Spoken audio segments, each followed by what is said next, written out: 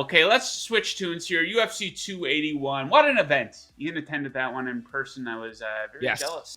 He was at Madison Square Garden, having a couple of drinks, mingling with celebrities there. I saw Ian down there in front row with Halle Berry, I believe he was sitting by. So congratulations to Ian on that. So let's talk about what we saw in the main event, Ian.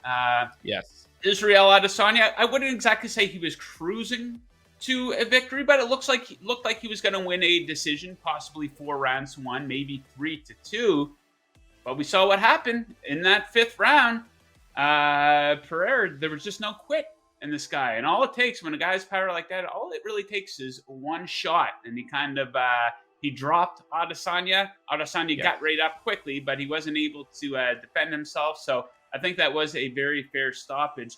But you go back to the Usman fight, too, against Leon Edwards, a couple months back now. And he was cruising to a decision victory in that one. He could have played it a lot safer and put Leon Edwards on his back, picked up the easy win. Not a whole lot of people would have criticized him for that. Now, I thought Adesanya, Pereira was very tired. I thought he was going to get him up against the cage, maybe try to trip him and stay on top of him for the rest of the round. But I think these guys, this isn't a popular opinion, but I think they got to play it safer when they have a win in hand. I mean, you can just win a round by taking someone down and maybe laying on top of them. You know, GSP was the absolute king of that. It wasn't popular. It was very boring, but it won fights. So what do you think about these guys kind of, I guess, MMA's version of blowing a lead, essentially here? A bit of a small pattern that we can see. Yeah, Adesanya specifically, I think I mentioned this, or at least I talked about it at some point last week, is that I think for his best chance to win, he had to turn it into an MMA fight, a mixed martial arts fight.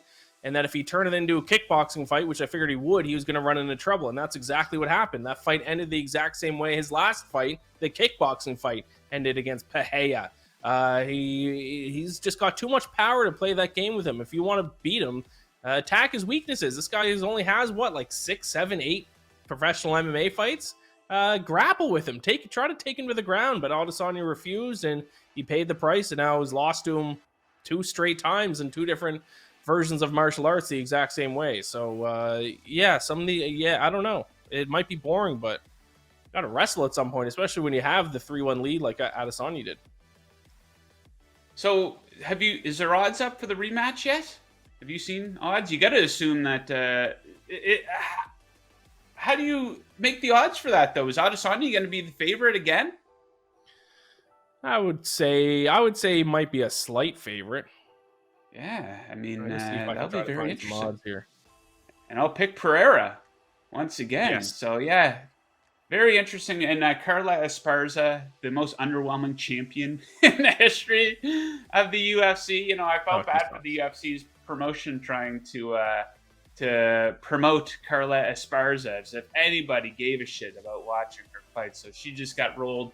And Dustin Poirier picking up another impressive victory. It'll be very interesting to see what they do there in the 155-pound weight class with the new champion. I do have some odds here, Joe, for the second fight.